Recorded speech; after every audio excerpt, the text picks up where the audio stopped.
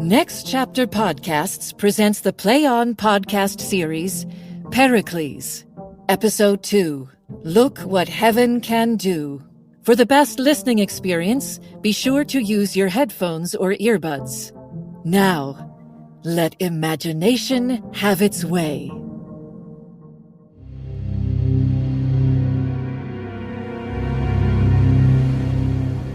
I'll tell of ancient rights and wrongs. I'll tell of what we feared or praised in song. No. If any man knew all that monarchs do, he would be wise to keep it to himself. World, I see him dead. Evil lust made his own child incestuous. By contrast, You have no reason, my fellow lords of Tyre, to question me these more about the king. Tyre, I will turn my back on you and go then. It's Tarsus that I mean to travel to.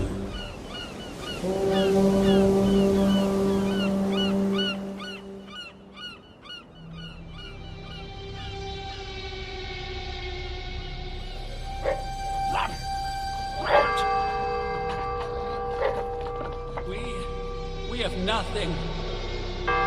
Do you hear? Get off!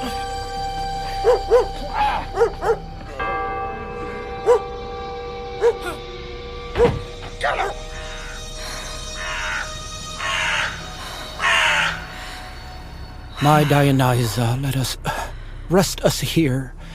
Perhaps the tales of someone else's griefs will help us to forget the pain of ours. That's like blowing at a fire to put it out. Or should you try to tear a mountain down, you'll find your rubble makes another one. Oh, my broken lord. So our sorrows are. Oh, Dionysa, we open up our mouths only to howl. The air is thick with all our suffering. This Tarsus, over which I have the rule, was once a city by such plenty blessed, her riches spilled out even to the streets, with towers reaching up to kiss the sky. Tables were laid heavy for the feasting, just to please the eye, for none were hungry. Oh, 'tis too true. But look what heaven can do if she wants. The mouths that couldn't open up to praise the blessings of the earth and sea and air, when they rained upon them in abundance, now can barely speak for lack of feeding. Jaws are clamped like doors on empty houses. Mothers who thought nothing was too good for their little darlings once, now look at them and can't help wondering what they would taste like. So sharp are hunger's teeth that man and wife draw lots, for who'll die first to feed the other. So many drop, yet we who see them fall barely have the strength to get them buried. Is this not true? Our cheeks and hollow eyes can testify. Oh, may those cities that drink plenty's cup and taste prosperity in every bite be mindful what they waste and think of us. The misery of Tarsus may be theirs. Where is King Cleon? Here, speak out the sorrows that you've rushed to tell. We lost the hope of comfort long ago. We've spotted from the shore a fleet of ships. A large and stately force headed this way. I thought as much. One sorrow spawns another in her wake. Some neighboring nation, taking advantage of our misery, has stuffed their hollow holes with all their might to beat us down when we are on our knees. We needn't fear them, King, because their flags are white, and so display they come in peace. They're here to give us aid, and not as foes. Oh, you speak like any child who doesn't know that those who mean most harm make fairest show. But let them do their worst. Why should we fear? Our nightmares have already come to pass. This is Pericles, Prince of Tyre. Lord Governor, for so we hear you are, do not let our ships and number of our men inspire fear or make you send up flares. At home, We heard about your miseries, and now see desolation on your streets. We do not come to make your sorrows worse, but to relieve you of their heavy load. Our cargo is just grain to make your bread, and we'll give life to those almost starved dead. May the gods of Greece protect you. We will pray for you. Arise, I beg you, rise. We do not look for worship, but for love, and safe harbor for our ships and our men. If any of my people should now fail to pay you with the thanks you so deserve, whether they be wives or kin or children, let heaven take revenge. They'll have our curse. You could not be more welcome here with us. We feel that welcome. And now let us feast, until the stars that frowned look down in peace.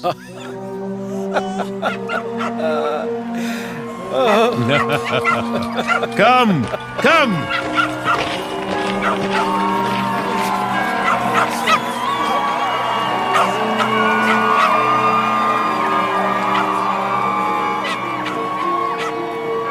The righteous center of our play breaks famine's curse and saves the day. He stays at Tarsus, where all sing their praises to this Savior King. But news from home will compromise his safety there, and comfort dies. Good Helicane sends news from home to Pericles, who distant roams, how Thaliard had come too late to be the bloody hand of fate. If Pericles wished not to die, his deputy at home says, "Fly!" So Pericles puts out to sea, where freedom lives, but never ease. For now the wind begins to blow, thunder above, and deeps below make riot, and his fragile ship can't keep him safe. The hull is split.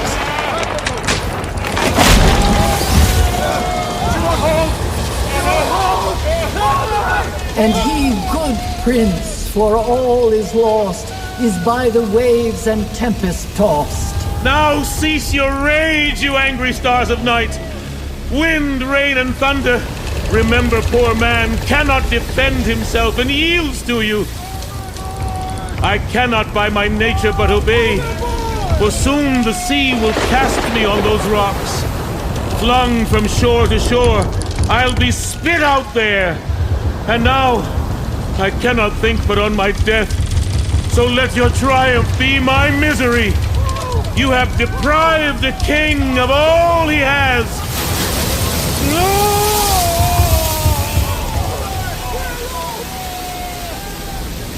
His men are killed, and all he owns is just his naked skin and bones. Cruel fortune, having had her say, dunked him in salt and walked away.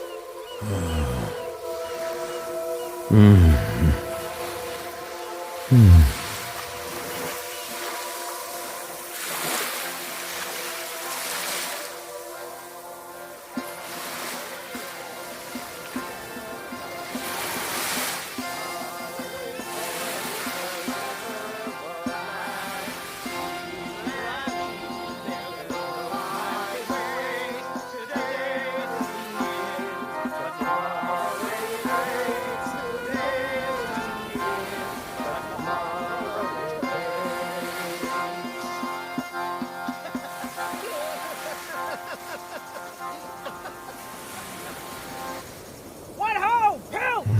Hey, bring those nets over here. You, Patch Breach, wake up! Oh, what's your pleasure, boss? Get a move on or I'll smack you silly. Oh, really, boss? I'm just thinking of those poor guys that were shipwrecked right in front of us. An awful business, all those wailing souls. Yeah. It hurt my chest, the crying that we heard. All those calls for help when we couldn't help them. See, boss, did I not say as much myself? I knew the porpoise jumping meant bad luck. They say they're half and half. Both fish and man. Was just gives me the creeps to tell the truth. The hell with them. Whenever I see them, I know my boat will be swamped, and then it is. I wonder how fish can live in the sea. Just like us men. The great ones eat the small. Just think of those rich misers who, like whales, can hunt the sea with their big open mouths. A world of little fish are sucked right in, and pretty soon a swallow downs them in one gulp. Oh. How strange to hear the finny realm of fish so shrewdly used to analyze humans. They only need the sea to grasp the world. Blessings on your work, honest folk. Good day. Honest folk, good day? You're pretty snooty for a naked guy. As you can see, the sea has cast forth here. The sea must have had one hell of a drunken night if he's spitting out the likes of you this morning. It's true. The sea has had its way with me. My body has been battered like a ball flung back and forth across wind and water. I've never had to beg, but now I must. Oh. You never begged before. Oh. That's where the money is, fella. There's them in this country who make better money begging than we do by working. Can you fish? I never learned how. Oh, well, I guess you'll starve then, because if you want to get anything these days, you gotta know how to fish for it. Mm-hmm. Whoever I was once, I am not now. And what I have become is made of need. Rigid with cold. My heart is pumping ice. What strength I've left throws me here at your feet. To beg for pity, which if you refuse, I only ask that you will bury me. Oh, what's he talking about burying him for? God forbid anybody go around dying as long as I have a shirt to give you. Mm-hmm. Here, put it on, and you get yourself warm. Now look at him! What a handsome fella! Yeah. You're coming home with us, and we'll have meat for holidays, fish for fasting days, and even sausages and flapjacks. And you'll be welcome with us. I thank you, sir. So listen, friend, you said you couldn't beg? I mean, I've never had to ask. Oh, there's an idea. I'll try asking for money instead of begging for it, and then I won't get whipped for panhandling.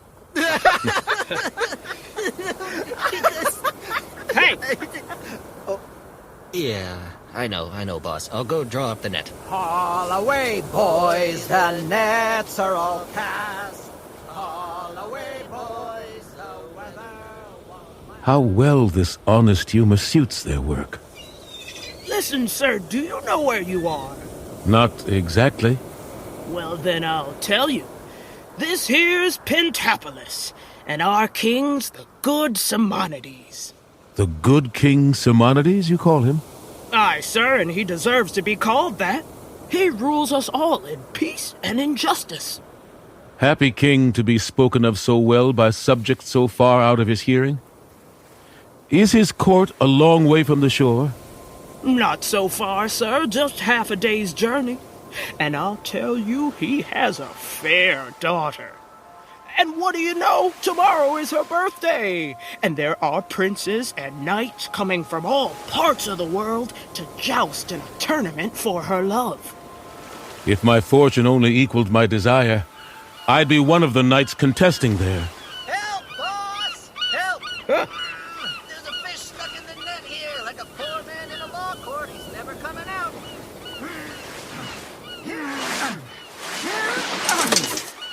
Oh, damn. I finally yank it out after all that, and it turns out it's just some rusty armor. Armor, friends? I pray you let me see it. Oh. Oh, thanks, Fortune. After all you've put me through, you've given me the means to save myself. This was my own, part of my heritage, which my dead father once passed down to me. I beg of you, friends, to let me have this armor. for it was once protection of a king. Please, if you could guide me to your king's court, where with this suit I'll look a gentleman, I promise if my fortune should look up, I'll reward you. But till then, I'm in your debt. So you want to compete for the lady? I'll show the prowess I have in combat. Well, take it then, and gods give you good luck. Sure. But, listen, fellow, we were the ones who hauled it out for you to begin with, so maybe there should be some kind of tip coming our way. If you do well in this thing, just remember where it came from. Believe me, I will. It's because of you that I'm clothed in steel. Only, my friends, I still seem to need a pair of pants. Well, we can get you some. We can make a pair out of my best shirt. And we'll bring you to the court. Then honor be my goal. I have a chance to change my luck with nothing but my lance. Hurrah! Good luck, stranger!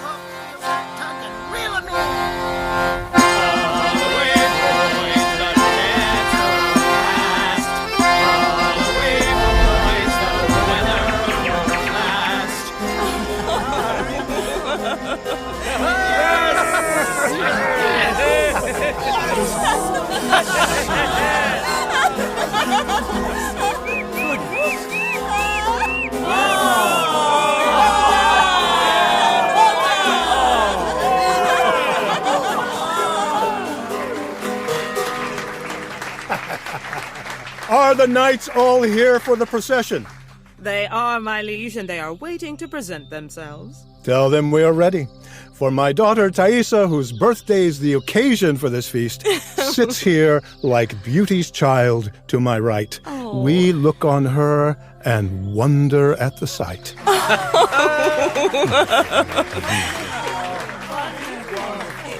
It pleases you, my father, to make much and praise a beauty not worthy of such. That's just as it should be.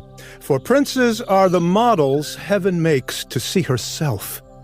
Just as jewels lose shine if they're neglected, so princes their renown, if not respected. Your honor, daughter, is to welcome here each night when with his emblems he appears. Which it will be my privilege now to do.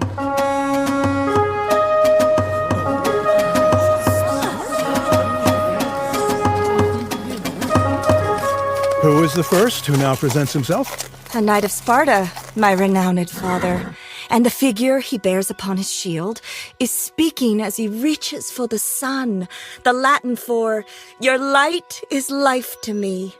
Chalazi principessa! He loves you if he owes his life to you. Oh.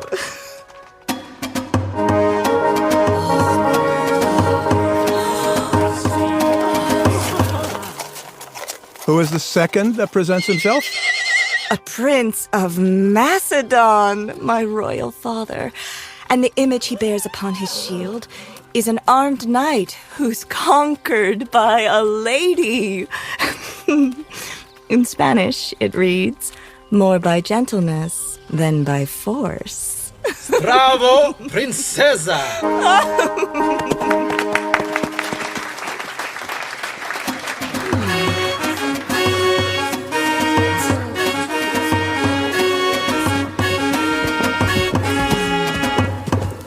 Who's the third?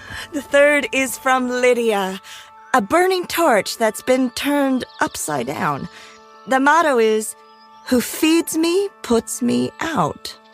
Selam olsun, prenses.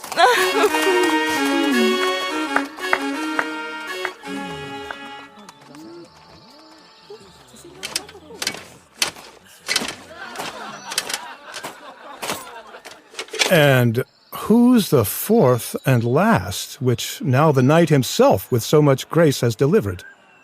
He seems to be a stranger, and presents a withered branch that's green only on top. The motto is just, "In you lives my hope."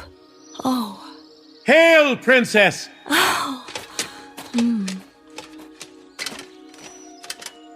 A pleasing thought. In his present state of mean misfortune, his hopes for glory all reside in you. He well may be a stranger, for he comes to a fine festival so strange as he dressed. Opinion's foolish, if it thinks the guide to a man's nature is found on his outside. But wait, the knights are coming. Here we go. The time has finally come to see the show.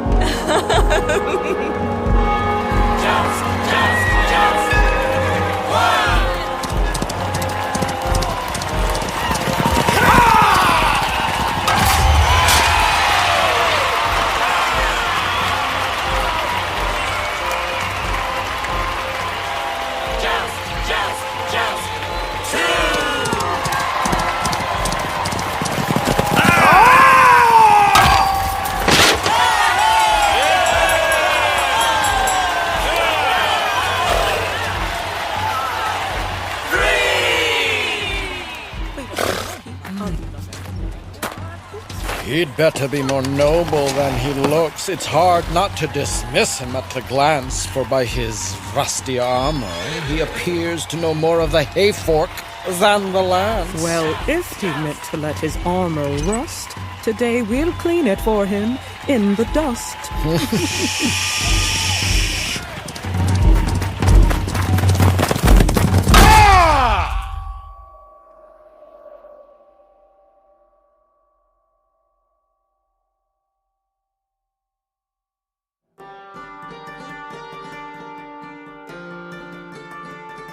The Play On podcast series Pericles was translated into modern English verse by Ellen McLaughlin and directed by Lisa Rothy. Episode scripts were adapted and produced by Catherine Eaton. Composer, Rindy Eckert. Sound designer, Jane Shaw. Sound engineer, Daniel Ben-Shimon. Executive producer, Michael Goodfriend. Senior producer, Miriam Lauba. Managing producer, Robert Capadona. Coordinating producer, Taylor Bailey. Casting by the Telsey office, Karen Castle CSA and Ada Kairamanian.